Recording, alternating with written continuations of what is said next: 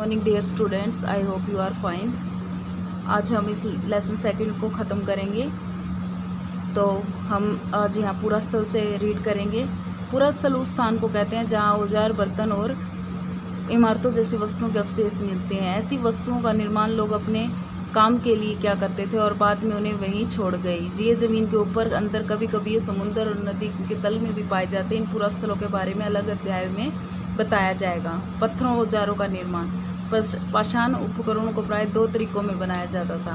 पहला, पत्थर से पत्थर को टकराते थे, जिससे पत्थर से कोई औजार होता। पत्थर से पत्थर को टकराना यानी जिस पत्थर से कोई औजार बनाना होता था उसे एक हाथ में लिया जाता और दूसरे हाथ से एक हाथ का हथौड़ी जैसे इस्तेमाल होता। इस तरह आघात करने वाले पत्थर पर तब तक स्लग निकाले जाते जब तक वांछित आकार वाला उपकरण न बन जाए। दूसरे तरीके को दबाव स्लग तकनीक कहा जाता है। इसमें क्रोड को एक स्थिर सतह पर टिकाया जाता है और इस क्रोड में हड्डियां पत्थर रखकर हथौड़ी नुमा पत्थर से स्कल निकाले जाते हैं, जिससे वांछित उपकरण बनाए जाते हैं। आग की खोज। मानचित्र 2 में कुरनूल गुफा ढूंढो। यहाँ राख के अवशेष मिले। इसका मतलब यह है कि आरंभिक लोग आग जलानी सीख गए थे। आग का इस्तेमाल कई कार्यों के लिए किया गया होगा, जैसे कि प्रकाश के लिए, मांस पकाने के लिए और खतरनाक जानवरों को दूर आदि भगाने के लिए।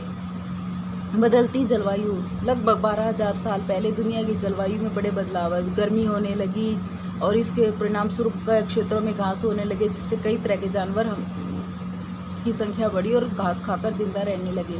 जो लोग इन जानवरों का शिकार करते थे वे इनके पीछे आए और इनके खाने पीने की आदतों और प्रजनन के समय की जानकारी हासिल करने लगे। हो सकता है कि जब तक लोग जानवरों को पकड़कर अपनी ज़रूरत के अनुसार पालने की बात सोचने लगे, साथ ही में इसी काल में मछली भी भोजन का स्रोत बन गई। इस दौरान उपमहाद्वीप के विभिन्न इलाकों में गेहूँ, जौ, धान जैसे अनाज प्राकृतिक रूप से उगने लगे। शायद महिलाओं, पुरुषों, बच्चों ने अनाज को भोजन को बटोरना शुरू कर। साथ ही वे ये भी सीखने लगे कि अनाज कहाँ उगते थे, कब पककर तैयार होते थे। ऐसा करते करते लोगों ने इन अनाज को खूब पैदा करना सीख लिया होगा। शैल चित्रकला। इनसे हमें क्या पता चलता है कि जिन गुफाओं में लोग रहते थे, इनमें से कुछ की दीवारों पर शैल चित्र मिले हैं। इनमें से कुछ सुंदर उदाहरण मध्य प्रदेश और दक्षिणी उत्तर प्रदेश की गुफाओं में मिले चित्र हैं। इनमें जंगली जानवरों की बड़ी कुशलता से सजीव चित्रण किया गया है। कौन क्या करता था? हमने पढ़ा है कि आरंभिक लोग शिकार, फल मूल का संग्रह किया करते थे। वे पत्थरों के औजारों और गुफाओं में चित्र बनाते थे। क्या हमें कोई ऐसे साक्ष्य मिले हैं जिससे पता चले कि महिलाएं शिकार करती थी या पुरुष औजार बनाते थे, या फिर महिलाएं चित्रकारी करती थी और पुरुष फल मूल इकट्ठा करते थे? वास्तव में हमें इनका कोई ज्ञान नहीं है। हमें इसके बारे में कोई भी ज्ञान नहीं है, लेकिन दो बातें हो सकती हैं। महिला और पुरुष दोनों ने मिलकर कई काम एक साथ किए हैं। यही संभव है कि कुछ तरह के काम महिलाएं करती थी और कुछ केवल पुरुष। इसके अलावा उपमहाद्वीप के अलग अलग क्षेत्रों में अलग अलग परंपराएं भी होगी। हुसंगी का सूक्ष्म निरीक्षण। मानचित्र 2 पर हुसंगी ढूंढिए। यहाँ पूर्व पाषाण युग के कई पुरास्थल मिले हैं। कुछ पुरास्थलों में अलग अलग कार्यों के लाए जाने वाले कई प्रकार के औजार मिले। ये संभवतः आवास के उद्योग स्थल होंगे।